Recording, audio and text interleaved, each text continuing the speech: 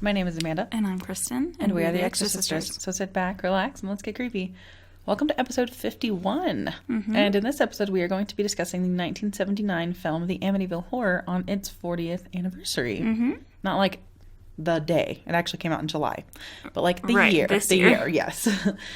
And I have very few thoughts about this movie, to be perfectly honest with you. So I'm sorry going into this that it's not going to be incredibly in-depth because I just don't think the movie was that deep. No, definitely. I have the same. I have one piece of trivia. It's interesting because you think of the Amityville Horror as this touted, iconic horror pillar. Mm-hmm. And then because I've only seen the 2005 remake. Okay. And I've seen never seen that one. It was okay. When I was a young teenager, it was good. But as I'm getting older, it's not so much. I mean, it's scarier than the original. Okay, that's fair. Because there were some things I was expecting in the original because of the remake, which was my bad. Mm-hmm. But it was just kind of, I don't know. It's okay. This one, I just was kind of bored, to be perfectly honest with you. Yeah, it didn't really do much. Definitely more psychological. Not a lot of jump scares, but the psychological kind of fails sometimes. I thought it was kind of weak, yeah. Mm-hmm. I'll go through it a little bit, but if I do the whole walkthrough, this whole episode is just going to be like a summary of Amityville Horror, so I'm not going to do too much, I don't think, but, I mean, basically everyone knows the story. This is based on true, quote-unquote, events. Right. Written by a couple that got driven out of the house because they felt that it was haunted. And I'm not here to debate their story, but there's a lot of speculation. Well, they have actually flat out come out and said that they wrote this book under lots of wine with their lawyer. Their lawyer? Yes. That takes away all your credibility. Absolutely. Right, I mean, I guess unless he's like a close personal friend, but then you could just say with a friend. Yes, not exactly. with our lawyer. Mm-hmm. They're like, what can we say to keep this true story but be as far from the truth as possible? Exactly. But I also think that when you are being haunted, there could be a lot of things that are very minimal things that maybe in your head, because you're scared, are turned into these huge things. So when we stayed in the Stanley back in October and we did that, we didn't really experience anything. Right. But I couldn't sleep. And so at first I was like, what if I can't sleep because there's shit happening? Mm-hmm. Or I heard so the walls were fucking paper thin. Oh my God, yeah. Luckily we didn't actually hear fucking because there was a fucking I was so scared. Couple next door to us that just got married that night. And we were like, this is going to be bad. We're not going to ruin their night. If we hear it, we're going to deal with it. But oh my God. But you could even hear them just talking to each other. And so in the middle of the night, we had our EMF reader on to see if we could pick up anything. And I heard the same beep that you hear of a digital wristwatch. And I was like, the fuck was that? And then I convinced myself, I was like, what if it went beep? But then it stopped because it was no, wait, maybe not. So, I just turned that whole thing into, it actually was the EMF reader as opposed to somebody's watch in another room. Mm-hmm. So, I could see how one thing happening in your house could lead you to spiraling it, especially when you drink a lot. Exactly. I mean, when you told me there was something in my house, I wouldn't even stay in my house and I felt absolutely nothing. Mm-hmm. So, fear and wine can do a lot of things. But I also think money is a huge motivator. Exactly. So it's kind of hard to say. But they at least got some movie source material to do something with. And I just think that it was probably scarier in the book than the movie. I've read the book, and honestly, I remember it being pretty boring, too, to get through. Then I don't know. Never mind. All the credit from this movie is taken. But, I mean, the synopsis is pretty basic. So, George and Kathy Lutz are a young couple. She has kids. He doesn't, but now he's their stepdad. So, he basically has kids. And, of course, all the spooky houses are always the prettiest. Oh, I know, right? The Conjuring, this one. Just, all of them are just gorgeous. Old houses on the East Coast, man, they're gorgeous. And haunted as fuck, apparently. And also that. Yeah. Would you buy one? If they were we're pretty sure it's haunted, but it was literally everything you had ever dreamed of? Were you I can deal with that. I'm going to get rid of the haunt. Or would you be not worth it? If it was this kind of haunt that they created over wine, absolutely. What if it wasn't? Fuck that. Really? If it was like I guess this is also a Warren's one, so who knows if this is true, but if it was like The Haunting in Connecticut, fuck that. No. That's true. Because I want to say, like, I'd be like, you know what? I'll bust out all my sage. Like, I'll get a priest in here, which didn't work in this movie. They tried, man. And are you going to sell it to me on the cheap because it's haunted or what? Mm-hmm. And so it'd be really hard for me to walk away from a house if they were like, apparently it's pretty haunted. Be like, apparently. You know what? I'm a dumb white bitch, and that's our thing, so I'm going to buy the house. With your pumpkin spice latte, you can be walking in. Right. It's haunted. Perfect. I'm putting in an offer right now.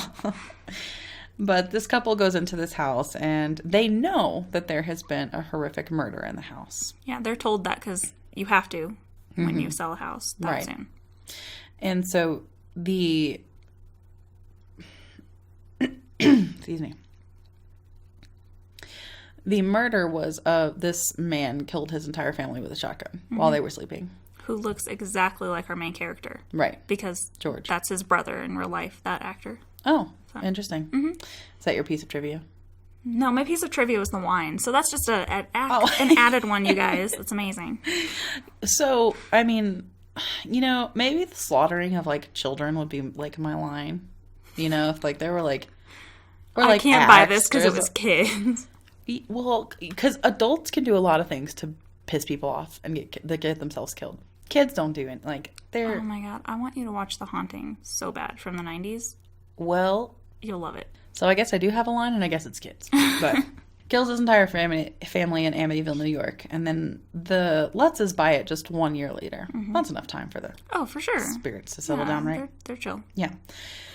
And Kathy is Catholic. At least pretends to be Catholic. She's pretty Catholic. I mean, she has an aunt? A cousin? Who's a nun. Aunt, yeah. So their family must be real religious. Yeah. And so she wants this priest named Father Delaney to come and bless the house. And he does, but they're all outside. And so he is there blessing the house and just like watching them play in the backyard by the lake or whatever. And then just walks in. All 70s horror movies, bro. What the fuck, dude? Look what happened to the Texas Chainsaw Massacre kids. They walked into a house. Even if it's not haunted, what if this dude didn't want you trespassing and went and shot you? Like, dude. Yeah. So he goes in and he's just watching them from the window and he's like, I'm just going to go ahead and like do my thing and they can whatever. And he starts having obviously really volatile reactions to this possessed house because it's more of like, I think it's more of like a demon portal to hell kind of thing, right? It is. That's what the red room is. Yeah. So obviously doesn't want a priest there. And something else that wasn't great for me in this movie, and I don't know if you'll agree or disagree, Father Delaney's performances were incredibly over the top, in my opinion. Most of them are. Yeah. Like, even her aunt, that's the nun, when she throws up, like, that was the most melodramatic. It was the most violent vomiting sounds I've ever heard in a movie. I mean, so the priest comes into the house, gets run out by these forces, and it's like a whole big thing, obviously. And tells him to get out. Get out, yeah. You're gonna get out of my house.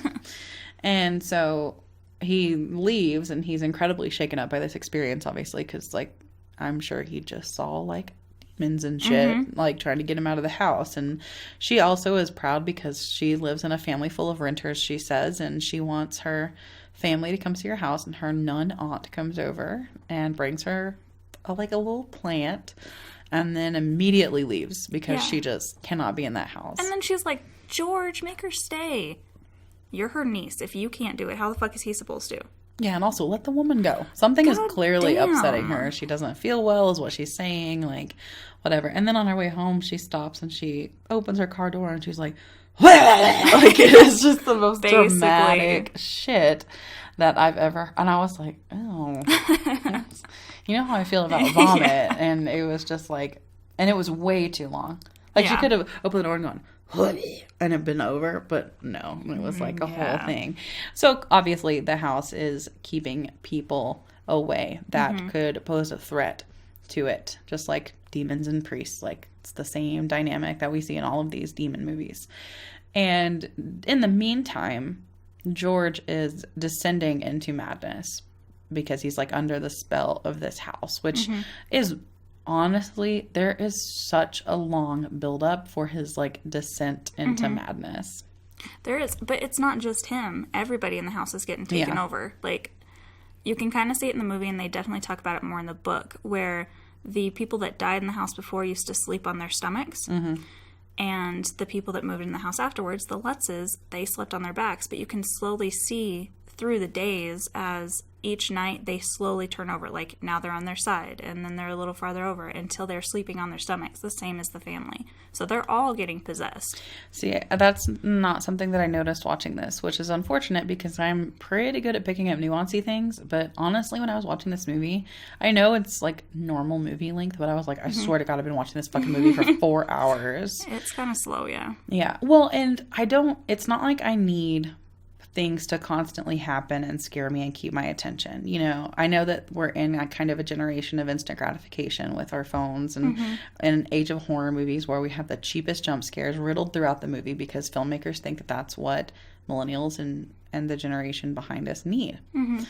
But that's not it. Like, I can, like, Midsummer, honestly. So good. 3 hours long. And it's not like it's jam-packed of action. And I loved that movie. So it's not that I mind a long build-up. Even The Exorcist is really long and has a lot of build-up. It's just like the same stuff kept happening in different scenes, and it was just redundant to me. So just talking about George's descent to madness, he's like constantly cold and chopping wood, and it just goes on forever and ever and ever, you know. And there wasn't really, what they were trying to do was build tension, but it fell pretty flat for me. And so when they got to the climax, I already was just kind of like over it. And then, you know, the only thing that was interesting to me was one of their daughters had this imaginary friend. Jody. And so having that imaginary friend element with the kid is always going to be creepy. And a little creepier than like an adult descending in my opinion. The imaginary friends are scarier. No, Jody is definitely the scariest part of this, not George Lutz. Yeah, and I did not catch at all that it was a pig. Really? Yeah, I did not catch that at all. I feel like there's one scene where you see it, but I know it definitely talks about it in the book more. I know you see the red eyes, but I just couldn't. This is going to sound bad. I either wasn't paying solid enough attention because I was like so bored. Or I just didn't catch it. And because the mom sees Jody outside the window. And it's after this babysitter scene, which in the remake, so they go, first of all, okay, let me backtrack a little bit. The family goes to a wedding, and it is Kathy's brother's wedding. And, you know, George obviously has been kind of on this dissension for a while, and he's not himself. And the house eats like $1,200 of the brother's money that was for the caterer.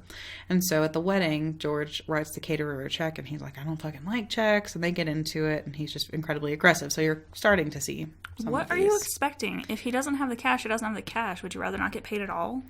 Well, he says, like, checks bounce, cash doesn't. And the check fucking bounces.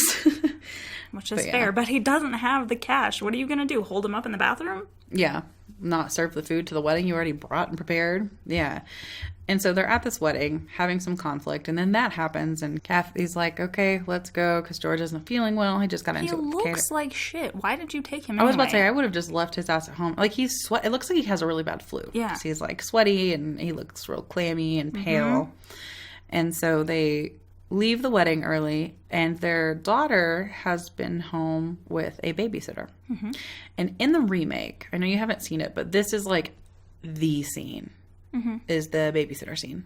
And so when it came to this scene in the original, I was like, oh, I'm finally going to get to actually see like the demon or the imaginary friend. And it's actually, now I haven't seen the remake in a long time, so if it's super lame, this is coming from like 14-year-old me.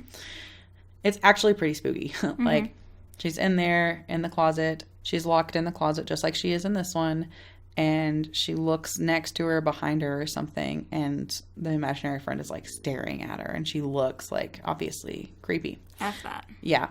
So in this one, I was like, okay, gonna get to see some shit. But you don't. And I'm not saying it's not scary, because being locked in a closet in the dark and nobody coming to get you out is incredibly scary. But I was waiting for the reveal of this imaginary friend, which you don't get. She just locks the babysitter, Jody, the imaginary friend, locks the babysitter in the closet and the lights are off. And their daughter is just sitting on her bed staring, basically because Jody doesn't want her to get up and let the babysitter out. And so the babysitter, until the Lutzes get home, is screaming and like clawing at the door. Yeah, fuck that. Yeah. F that. And like you said, it's definitely more psychological. It was just, you don't really see much of anything in this entire movie. No, that's why it's psychological. Like me, I'm afraid of the dark. If that fucking happened to me, I'd have a panic attack. Absolutely, 1,000%. I mean, I sleep with my TV on every single night, so I feel you. Yeah, I mean, I think you see like claw marks or something from how she was trying to get out. She caused herself to like bleed. Break her nails off, Fuck that. That would be me. Yeah. I'd panic. And so, of course, her parents get home and they're like, why the fuck didn't you let her out? And she's like, Jody told me not to. And that's when the mom sees the red eyes in the window. So it's another story of the wife is convinced that we're haunted, and the husband, he's being possessed by this house. So he's not really going to entertain that, because the demons don't want him to leave. Exactly. They want him to stay so they can continue to fuck this family up, kill another family. And the real shining star in this is their dog. Damn straight. He doesn't do anything. He's just such a part of the family, they don't even leave him. So now that she is convinced that this house is haunted, obviously this is where we're getting to like the final act of the movie. Because now these demons have to act quickly, because she's going to take her kids and go. Like, she's a mom. Like, she's got that instinct. If something happened to me and my kids or my husband, and we've been sick since we moved in, first of all, I would probably think like asbestos or something. But you know, like, still, I'm sure, I don't have kids, but I'm sure like the innermost part of you is being their mother and taking care of them. And that is like your number one instinct now. And if my kids were in danger or sick or threatened or scared, be like, okay, we'll get the fuck out, you know? And so now that these demons are, you know, she's catching on, they're like, all right, let's do this. So George does wake up and go to basically take out his family. And he is, I guess, stronger than the previous, because it was a son in the previous house. It was just like an older son. Yeah. And granted, he has definitely lost his shit. Like, you can see that because he hasn't been going to work. His foreman has come over and is like, where have you been? You're not paying anyone. And told him he even looks like the guy that killed his family. So, I mean, it's been a lot of time building up this, like, madness and this, like, oh, George is gone. This is, like, completely controlled by the demons. But he basically goes to kill his wife with an axe and comes to, like, right before he does it. And so he has the clarity to at least get them the fuck out of the house. And they even have had a, I guess, woman that's kind of in tune with being psychic. Yeah, I think she's, like, dating their friend. Yeah, like the foreman that comes over or something to check on them. And she has gone down into the basement in a previous scene and been like, oh shit, like this is fucked up. Which is where they find the red room. Or the entrance to hell, which was real melodramatic. It's in New York. Do with that what you will. Of all the places in the world, I highly doubt there's an entrance to hell in this little New York town. But maybe there's just like a bunch of them, you know? Probably. Like a bunch of doors in a bunch of different places. I love Buffy the Vampire Slayer. There's multiple hellmouths. Thank you. Oh, see, exactly. So there's one in Amityville and one in Houston. I know for sure. Oh my God. There's for sure one in LA. Yeah, exactly. So they know that there's something spooky fucking going on down here because the psychic bitch has been like, you know. And so they run out of the house. Of course, it's like a rainy, stormy night. One dark and stormy night. George axed his family to death. Jesus. Sounds like one of those fucked up children's book. Have you seen those? Oh. Yeah, basically. Yeah, I know what you're talking about. And they had like the dinosaur one, like all my friends are dead. Yeah. Yeah. So they bail, which is really smart. They actually, I commend them for the last part of this movie of just get in the car and let's fucking leave. And they even, like, the daughter's like, get the fucking dog. That's not what she says, but she's crying for her dog. So George goes back in to get the dog. Now, it would make sense to me for it to not be George that went back in for the dog. Because they seem to want him. Since that seems to be the problem. Yeah. So maybe send the wife, but I'm sure she's just terrified and wants to stay with her kids. So I guess it's like the best of a bad situation. Go save the puppy. Yeah, best of a bad situation. But they do save the puppy.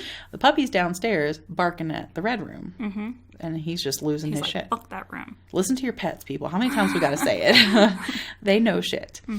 And so they get the dog and get in the van and get away from the house. And then there's long view of the house. The end. Yeah. And the house always looks all demonic. Like it's got eyes that are glowing red. It is a really cool house. Yeah. And I know that you can, like, it's owned by people and they don't like you just fucking showing up. Like, they even remodeled it so that those windows don't look like eyes anymore. Why? Because of this. Because of the people? Because of the Lutzes ruining their home with this book. Got it. I thought you meant, like, because of, like, just like the amount of people that would come like and take pictures with it and stuff. Exactly. Oh, that's okay, why they I did see. it. They made it look like not the house that people would know. Got it. So it'd be harder to find even if you had the address. Yeah, I mean that'd be really annoying. But I think if it was me, I would kind of but I'm a horror fan, so that's probably different. Like same thing with the Conjuring house, and there's a lot of, like the one from Texas Chainsaw Massacre. You can't actually go to that house, from what I understand. You can go to the barbecue joint, but not the actual house. I would be one of those people where, like, if I bought the house, I'd be like, I'm buying a horror icon. I will maybe not even like make money off of this, but like I'll just embrace what this is. And if people come, I know that causes a safety concern, but you know, if like somebody's taking a picture of my house, be like, yeah, go right ahead, $5. I think that's why most people finally turn things like that into museums or B&Bs, like the Lizzie Borden house or stuff like that, because you have so many looky-loos. Yeah, exactly. I mean, I would love to go on like a haunted tour and like of these houses that are honestly houses, or like I know I'm mentioning this again, but when we were at the Stanley, there were fucking people standing outside our room because we had like the room, and you walked back into our room and you were like, do you want to come in and see it? You know, exactly. Like I know we didn't own it, but still, it's like horror fans are some of the most like diehard, dedicated fan base. And I wouldn't say, like, actually, I know people think horror fans are, like, crazy, psychotic, you know, but compared to, like, let's say a girl that's obsessed with, like, a boy band, they're pretty chill. So, like, I would trust horror fans coming over to my house than I would trust, like, somebody that was, like, I'm not saying I have personal fans, but if I had, like, a fan base for anything I ever did, that would be scarier to me than, like, owning a house that horror lovers would love. Definitely. I mean, you even want to start doing a horror tattoo, and so many people do that. When was the last time you saw someone with Jason Bourne tattooed on their body? Yeah. For an action film or something like that. Horror people are better. Yeah. Well, it seems like we're all watching these movies for very specific reasons, and usually this is going to sound messed up, but it's like an escape thing. So it's kind of like we're all sad or like messed up at some point that made us better people. And that's a very blanket statement, but I'm going off of the ones that I've met in my own experience, and why they watch horror is because things have happened to them and they see the world a little differently. And horror is kind of like, yes, it's like shoving you into a, you know, violent or hostile or scary situation, but sometimes that's less scary than. That's why I watch horror. Yeah, face your fears. Yeah, I'm afraid of death. I will admit that. Every horror movie is about death of some kind. You have to face it over and over again. I'm down with that. Yeah. Well, that took a turn at the end there. Movie for me was probably like a 2 out of 5. For sure. Yeah, 2 out of 5. I thought it'd be better. I remember watching it when I was younger with my mom, and she was really afraid of it because she watched it while as a teenager by herself in the middle of the night in the dark. I mean, that's fair. So, yeah. But, yeah, it was kind of boring. I don't think this movie doesn't have any merit. I literally, like, you never want to sit down and watch an hour and a half movie or whatever it is and be like, oh my fucking God, I've been watching this for 3 hours. That's, like, not a good time that you had. And I just didn't have a good time. So I just wanted a little bit more. Because, like, you've seen movies from the 70s that are, like, way scarier. And I feel like they had the source material for it to be scary. The director and the screenwriter probably would have just had to have embellished a little bit off the book. But that's kind of what they do, so. Well, I mean, look at this comparison. You guys already know that I don't particularly like the movie, but there's another movie that had its 40th anniversary this year, and that's Alien. And you look at these two compared, and they are so drastically different. Yeah. I will compare them in bad ways. Like, it's better acting in Alien, it's better CGI, all of that stuff is so much better in Alien than this. And the thing with a haunted house movie is you can make that scary without a ton of special effects. You know, I thought that it was cool that the walls started bleeding. Like, there was some stuff that I liked visually, but a lot of it just kind of felt pretentious to me, to be honest with you. Definitely. And, like, it was, like, they thought this is going to be the scariest fucking movie ever made. And then people, like, it's like, I mean, it's okay. Like, I'm not going to watch it again. Unless it's, you know, it's one of those where if it was, like, on TV and I was, like, cleaning or something, I'd probably put it on. It'd be on in the background. But only because of what it is, not because I liked it. I will say one huge thing for it, though. It feels like fall. Like, it embodies that fall feeling. I was about to say, so that was great. Like, something that could be on around Halloween that you'd be like, okay, like, whatever. Definitely. If I'm decorating or cleaning and want to get or whatever. in the mood of Halloween. Yeah. Put it on. Yeah, like I said, it was all right, but I won't watch it again. Yeah. Well, won't reach for it. So my collection, because it's a staple in horror, and that's about as deep as it gets for me. Well, thank you guys for hanging out with us. You can also hang out with us on our social medias at Facebook and Instagram are The Exorcisters Podcast. Twitter is at The Exorcisters. You can always email us if you have requests, questions, or haunted stories for us to read during a happy hour. It is theexorcisters@gmail.com. And you can always find us on our website at exorcisters.com. And next time, it's Thanksgiving, so gobble gobble, motherfucker. Till then, stay creepy.